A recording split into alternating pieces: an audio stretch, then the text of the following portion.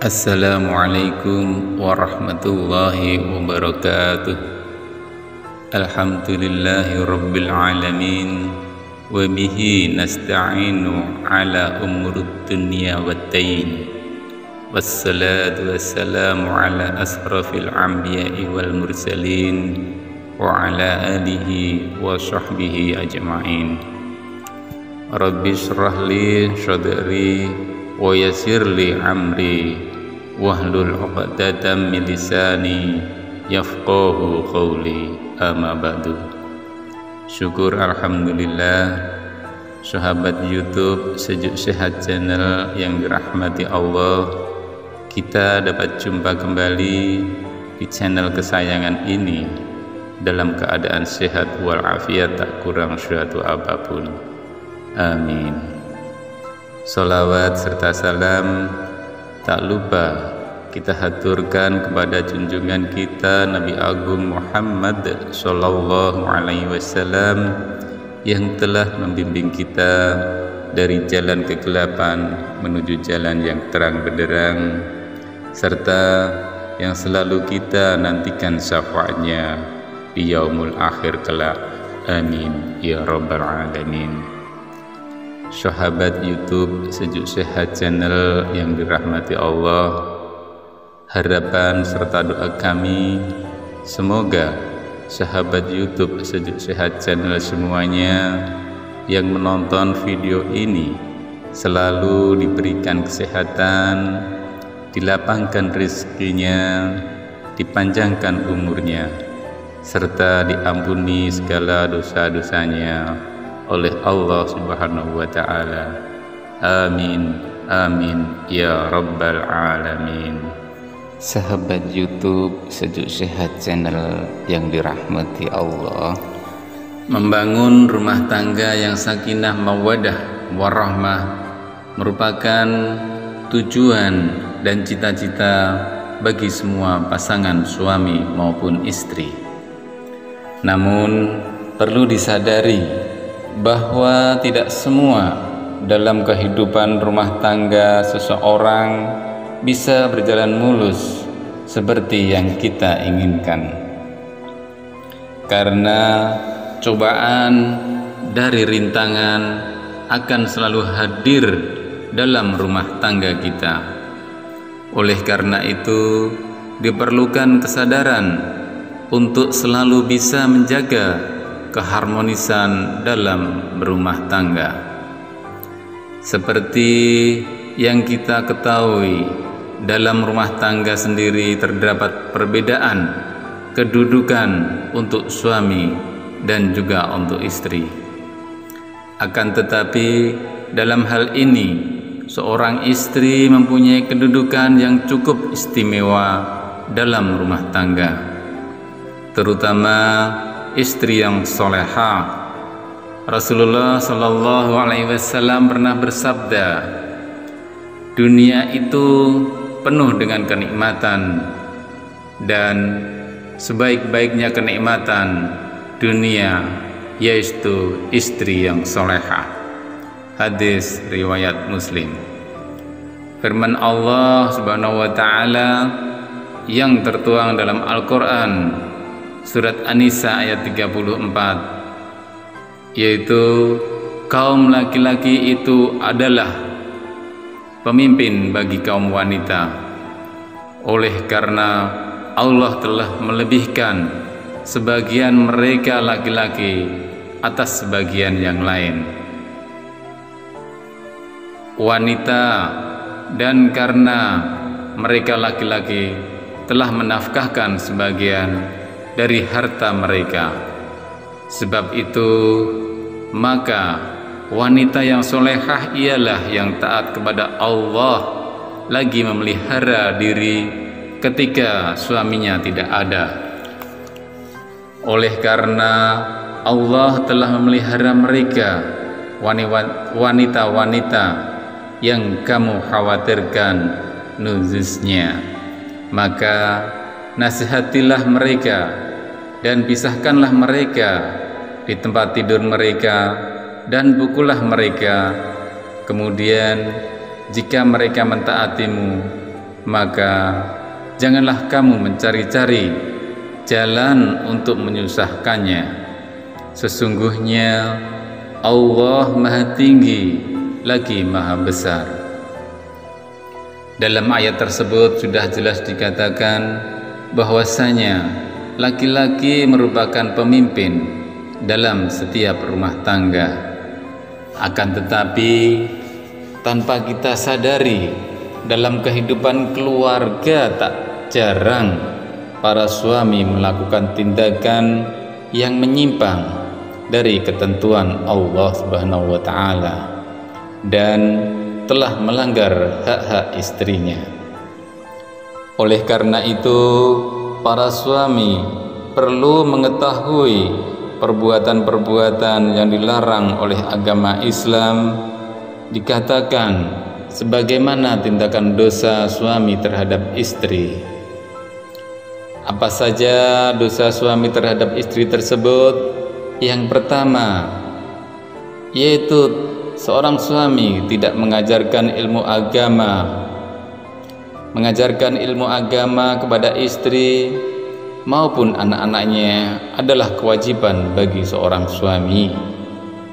Karena dalam hal ini kewajiban suami adalah untuk memelihara diri dan keluarganya dari pedihnya azab kubur dan siksa api neraka yang tertuang di dalam surat At-Tahrim ayat 6. Allah Subhanahu wa Ta'ala berfirman, "Hai orang-orang yang beriman, peliharalah dirimu dan keluargamu dari siksa api neraka yang bahan bakarnya adalah manusia dan batu. Penjaganya malaikat-malaikat yang kasar, keras, dan tidak mendurhakai Allah terhadap apa yang diperintahkannya kepada mereka dan selalu mengerjakan apa yang diperintahkan." Dalam ayat tersebut sudah jelas dikatakan bahwa kewajiban seorang suami adalah mengajarkan istri dan anak-anaknya akhlak yang baik supaya keluarganya bisa terhindar dari siksa api neraka. Dosa suami yang berikutnya, yang kedua, tidak merasa cemburu. Ada kalanya sifat cemburu sangat diperlukan, terutama ketika kita sudah berumah tangga. Selain bisa menjadi bumbu-bumbu cinta dalam rumah tangga, rasa cemburu dari suami juga bisa menjaga keluarganya dari sifat dan sikap yang kurang terpuji. Akan tetapi juga harus diperhatikan cemburu kepada pasangannya juga tidak dianjurkan secara berlebihan, sehingga malah bisa menyebabkan perselisihan yang berujung keretakan dalam rumah tangga. Dalam hadis riwayat An-Nasa'i sudah dijelaskan 3 golongan yang Allah tidak akan melihat mereka pada hari kiamat, yaitu seseorang yang durhaka kepada kedua orang tuanya, wanita yang menyerupai laki-laki, yang dimaksud adalah seorang laki-laki dalam rumah tangga yang tidak memiliki kecemburuan terhadap istri atau keluarganya sama sekali, jadi perbuatan menyimpang. Apapun yang dilakukan oleh istri dan anak-anaknya tidak pernah mendapat teguran dari suami. Hal ini sangat tidak dibenarkan dalam ajaran agama Islam karena bisa berdampak buruk bagi keluarganya. Yang selanjutnya, 9 dosa suami terhadap istri yang sering terjadi. Yang ketiga yaitu tidak memberi nafkah kepada istrinya. Ini sudah sangat banyak terlihat pada masyarakat kita, suami yang tak malu menelantarkan anak istrinya tanpa diberikan nafkah lahir. Justru malah si istri yang diminta untuk bekerja. Kalau kita mau berpikir seorang wanita yang rela meninggalkan kedua orang tuanya demi mengabdi kepada suami, dan bahkan rela mengandung anak dan juga melahirkan anak untuk suami, akan tetapi perjuangan hidup dan mati seorang wanita tersebut seolah tiada arti di mata seorang suami. Sungguh yang demikian itu suami yang telah berdosa kepada istrinya. Rasulullah Shallallahu Alaihi Wasallam pernah bersabda, seseorang cukup dipandang berdosa bila ia menelantarkan belanja orang yang menjadi tanggung jawabnya. Hadis riwayat Abu Daud, Muslim, Ahmad dan Tabarani. Yang berikutnya yang keempat, membiarkan istri bekerja. Untuk suami sudah tak heran lagi banyak seorang istri yang rela bekerja demi membantu perekonomian keluarganya. Sudah banyak kita lihat justru malah sebaliknya, seorang istri yang bekerja untuk keluarga. Suami sebagai kepala rumah tangga malah enak-enakan di rumah tanpa terpikir bahwa peran seorang suami adalah sebagai kepala rumah tangga yang harus bertanggung jawab memberi nafkah untuk keluarganya. Jika seorang suami tidak bekerja karena malas dan menyerahkan semua kebutuhan ekonomi kepada istri, maka suami yang seperti itu akan dilaknat oleh Allah Subhanahu wa taala di dunia. Rasulullah Shallallahu Alaihi Wasallam pernah bersabda, tidak akan beruntung suatu kaum yang dipimpin oleh seorang wanita. Hadis riwayat Bukhari, Tirmidzi dan Nasai. Dari hadis tersebut dijelaskan bahwa yang seharusnya memegang peran penting untuk kelangsungan hidup keluarganya adalah seorang suami. Jika suami menyerahkan semua kebutuhan hidup kepada seorang istri, maka hidupnya tidak akan beruntung. Untuk itu, bagi para suami dan calon menjadi suami, sebaiknya berpikir secara matang sebelum memutuskan untuk menjalin keluarga yang sakinah, mawaddah, warahmah. Persiapkan terlebih dahulu segala sesuatunya supaya ketika menjadi seorang suami bisa mengambil peran sebagai pemimpin dalam rumah tangga dan disegani dalam rumah tangga sebagai kepala keluarga. Lalu yang berikutnya yang kelima, memiliki perasaan benci kepada istri. Perlu diketahui bahwa perasaan benci berbeda dengan perasaan cemburu. Benci adalah suatu sifat yang tidak suka terhadap orang lain yang berkepanjangan dan akan terus tidak suka sekalipun orang yang dibencinya berbuat baik kepada orang yang membenci. Sedangkan perasaan cemburu adalah rasa curiga atau kurang percaya kepada seseorang, termasuk juga dalam hal ini adalah istrinya sendiri. Akan tetapi rasa cemburu akan hilang manakala tidak ada bukti yang membenarkan atas suatu tindakan atau yang dicurigai, atau setelah mendapatkan kejelasan dari suatu permasalahan. Rasulullah Shallallahu Alaihi Wasallam bersabda, janganlah seorang suami yang beriman membenci istrinya yang beriman. Jika dia tidak menyukai satu akhlak darinya, dia pasti meridhoi akhlak lain darinya. Hadis riwayat Muslim.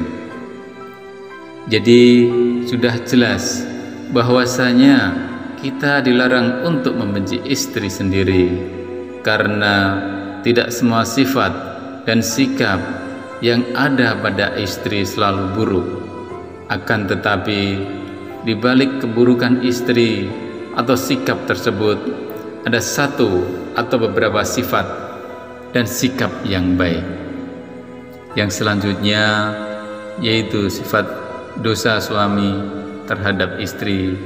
Yang keenam, tidak mau membantu dalam pekerjaan rumah tangga.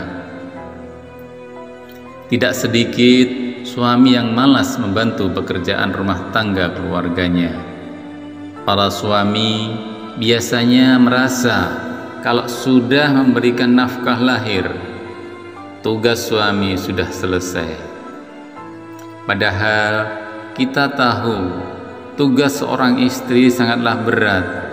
Misalkan posisinya dibalik, mungkin para suami tidak akan mampu mengambil peran dari tugas seorang istri. Untuk itu, para suami meskipun sebagai kepala rumah tangga dan sekaligus pemimpin dalam rumah tangga, hendaknya ikut membantu meringankan pekerjaan rumah tangga dari seorang istri. Bahkan seorang Rasulullah SAW telah mencontohkan untuk membantu istri dalam setiap persoalan rumah tangganya. Sesuai dengan sabda Rasulullah yang ditulis oleh Imam Bukhari, Rasulullah membantu pekerjaan istrinya, dan jika datang waktu sholat, maka beliau pun keluar untuk sholat. Hadis riwayat Bukhari. Yang berikutnya yaitu yang ketujuh, menyebarluaskan aib istri. Aib seorang istri merupakan aib dalam keluarga, dan tugas keluarga adalah menutupi tersebut supaya tidak menyebar sampai ke masyarakat. Akan tetapi jarang ada seorang suami yang malah menyebarluaskan aib seorang istri kepada seorang lain, dan ini sangatlah tidak dibenarkan.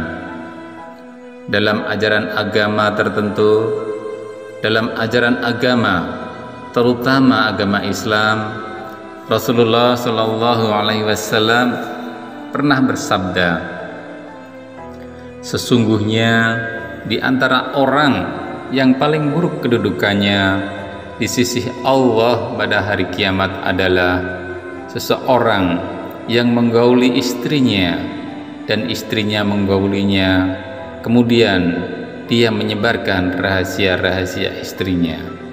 Hadis riwayat Muslim. 9 dosa yang berikutnya, yang ke-8 yang dilakukan oleh suami yaitu menyakiti istri secara fisik. Hal ini masih saja terjadi pada masyarakat kita. Perbuatan memukul, menendang, atau menyakiti istri secara fisik malah banyak dilakukan oleh para suami. Ini biasanya terjadi karena ketidaksadaran diri dari seorang suami karena pengaruh masalah keuangan dalam rumah tangga, tekanan dari suatu pekerjaan dan lain sebagainya. Menyakiti istri secara fisik merupakan dosa yang sangat besar dalam pandangan Islam, karena wanita merupakan kaum yang halus, dilindungi karena kelemahannya. Rasulullah SAW bersabda, hendaklah engkau memberinya makan jika engkau makan, Rasulullah Shallallahu Alaihi Wasallam bersabda, hendaklah engkau memberinya makan jika engkau makanan, memberinya pakaian jika engkau berpakaian, tidak memukul wajah, tidak menjelek-jelekannya. Hadis riwayat Ibnu Majah. Yang kesembilan, yang terakhir, yaitu meremehkan kedudukan istri. Yang dimaksud meremehkan kedudukan istri adalah para suami yang mentang-mentang sudah memberikan nafkah lahir, kemudian meremehkan posisi istri yang mungkin saja tidak bekerja karena harus mengurus rumah tangga. Dalam hal ini masih terlihat di masyarakat kita sampai sekarang.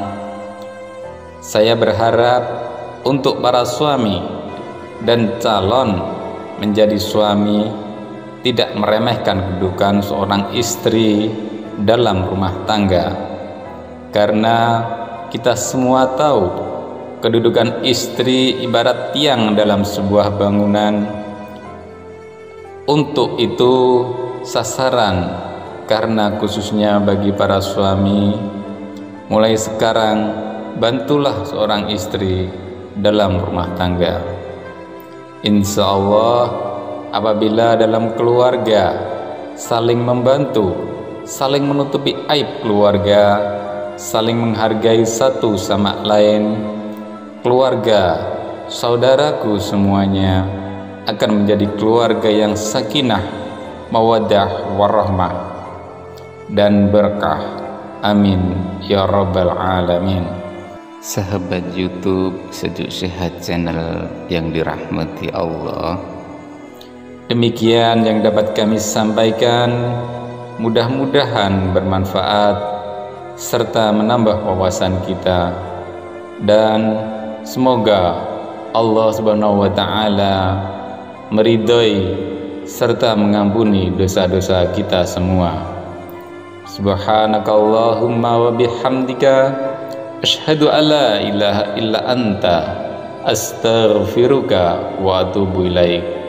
Wallahu a'lam bishawab.